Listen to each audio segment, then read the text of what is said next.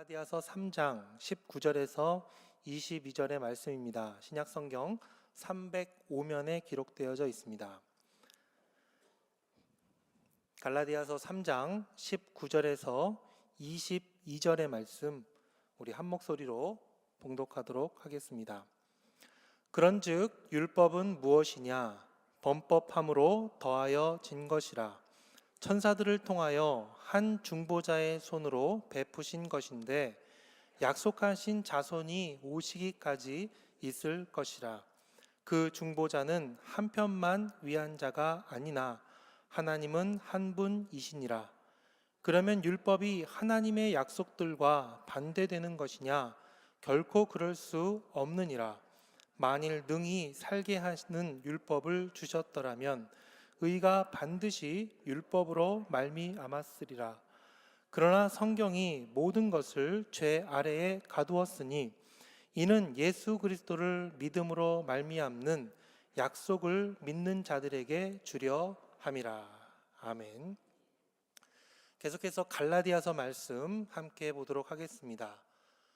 우리는 지난 시간 사람이 의롭게 되는 것이 율법이 아니라 하나님의 약속으로 된다는 것을 함께 살펴보았습니다.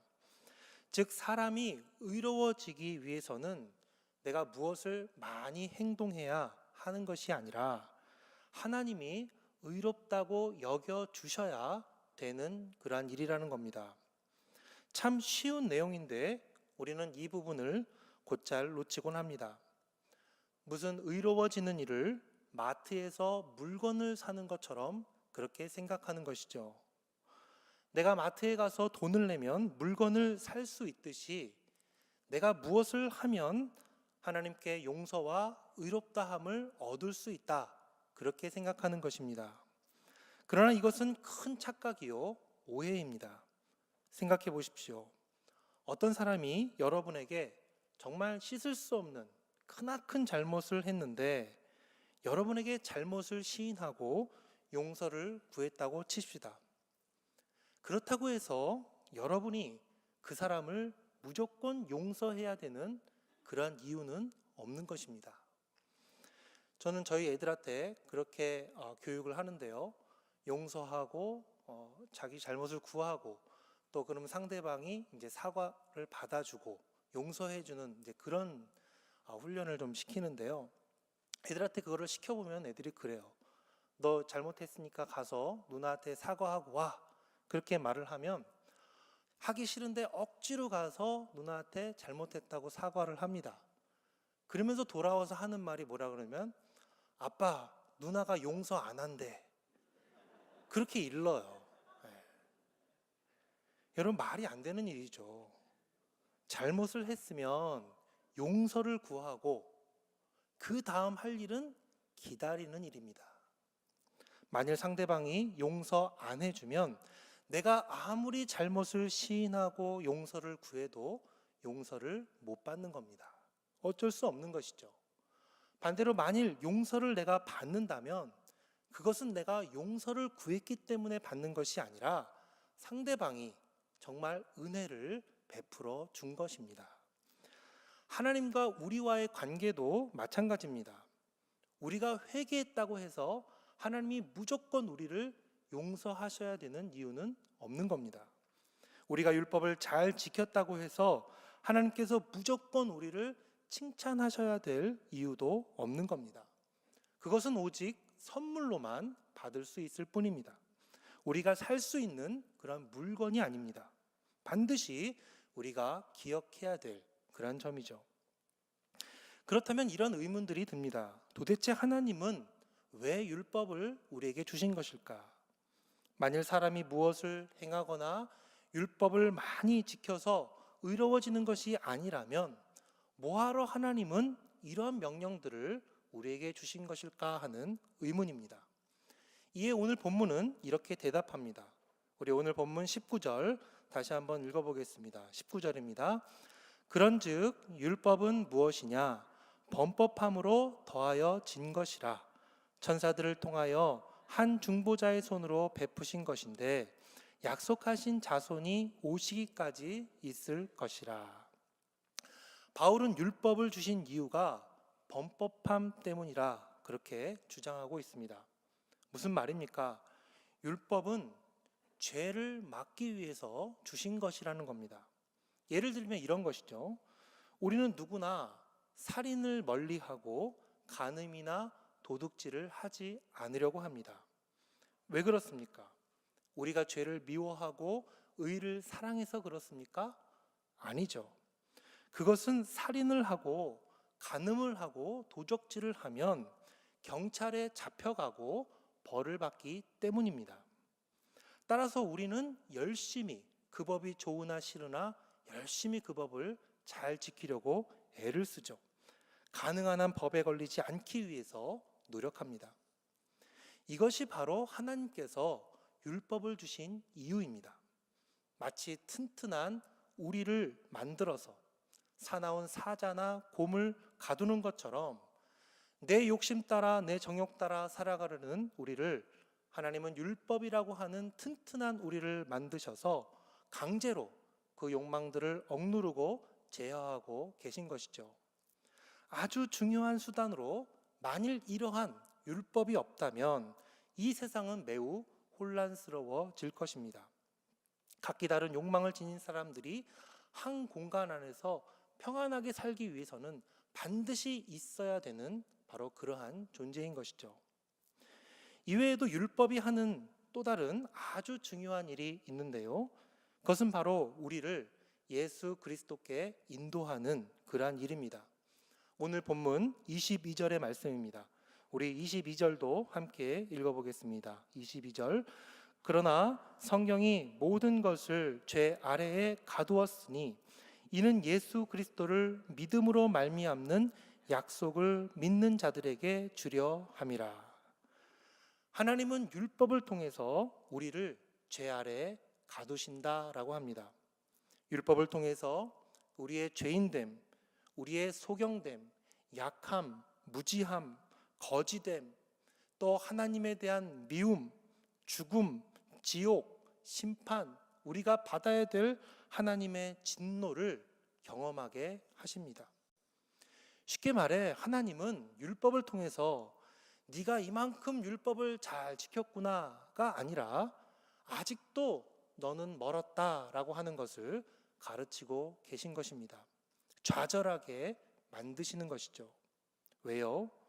그래야 우리의 교만이 꺾어지고 그래야 겸손하게 되고 머리를 수그리게 되고 오로지 예수 그리스도 외에 다른 것을 붙잡지 않기 때문입니다.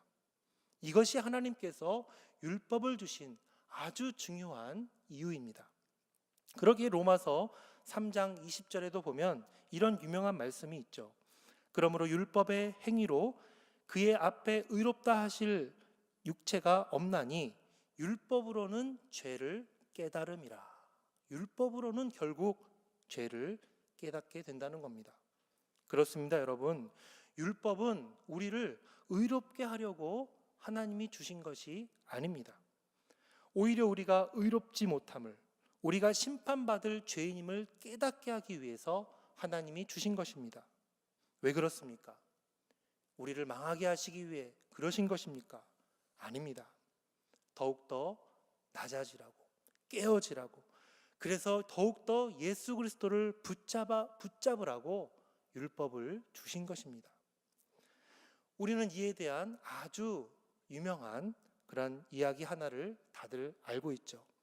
바로 창세기에 나오는 야곱과 에서가 만나는 그런 이야기입니다.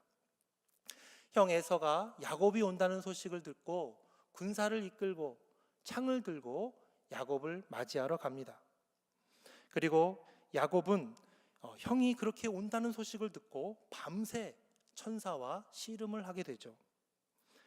야곱의 간청은 어떻게 해서든 이 난국에서 벗어나는, 도망가는 것이었겠지만 어처구니 없게도 천사는 그를 절름발이로, 더 이상 도망갈 수 없는 그런 절름발이로 만들어버립니다.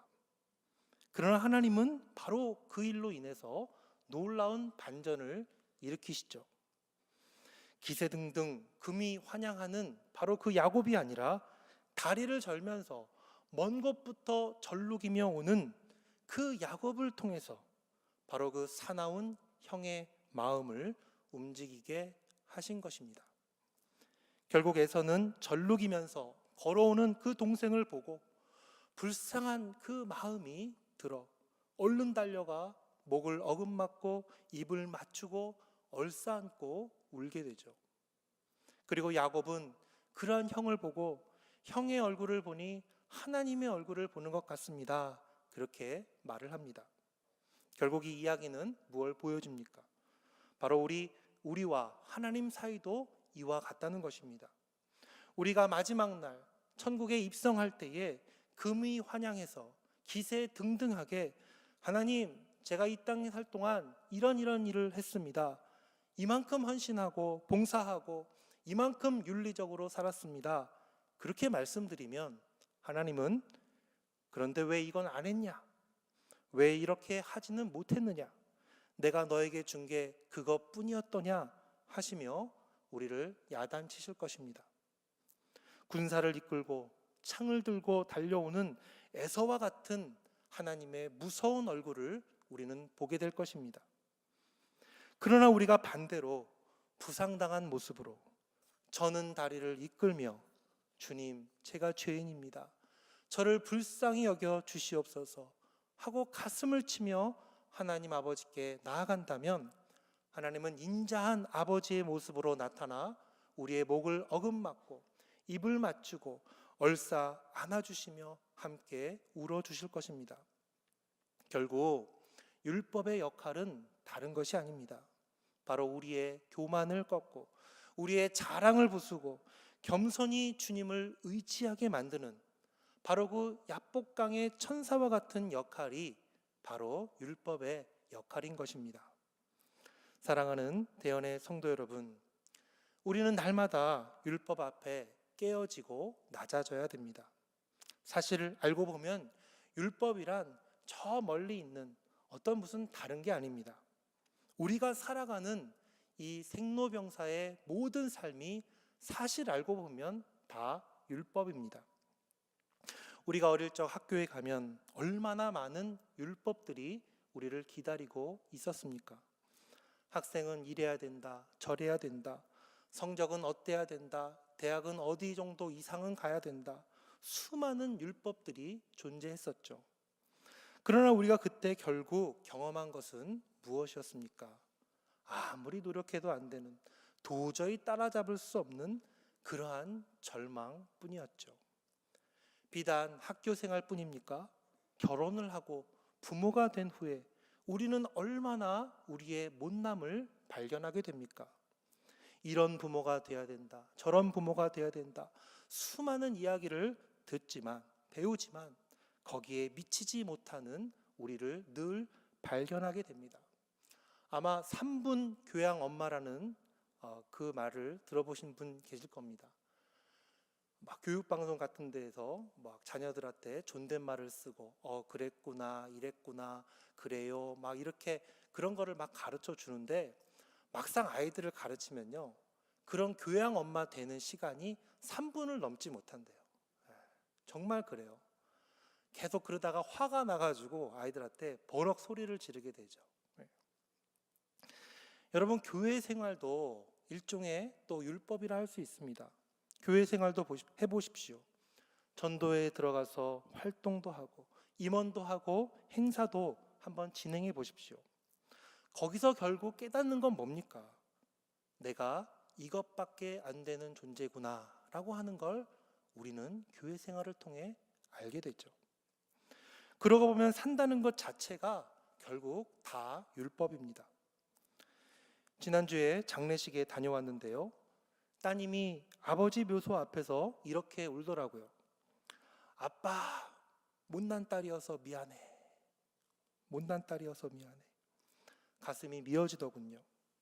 사실 부모의 죽음 앞에서 나는 잘난 딸이었다, 나는 괜찮은 아들이었다, 그렇게 말할 사람이 어디 있겠습니까? 다 못난 딸이었고 다 못난 자식이었고 해드린 것보다 못해드린 것이 얼마나 많은지 정말 가슴이 아플 뿐입니다. 그러나 결국 하나님께서 우리에게 이러한 인생의 수많은 경험들을 경험케 하시는 이유가 있습니다. 그것은 바로 나의 무능과 연약함과 죄인됨, 그리고 내가 얼마나 많은 사람들에게 은혜를 입고 사는지, 또 내가 얼마나 예수 그리스도의 은혜와 사랑이 필요한지를 다시 깨닫게 하시기 위함입니다. 요즘 여러분들은 어떤 율법들을 만나고 계십니까? 여러분의 인생길에서 마주치는 그 수많은 율법들, 결코 마다하지 마시고 그 율법들을 통해서 날마다 좌절하시고 깨어지시고 낮아지시기 바랍니다. 그리고 그때마다 날마다 주님을 붙잡고 다시 일어나시는 복된 우리 모두가 되기를 주님의 이름으로 축원드립니다.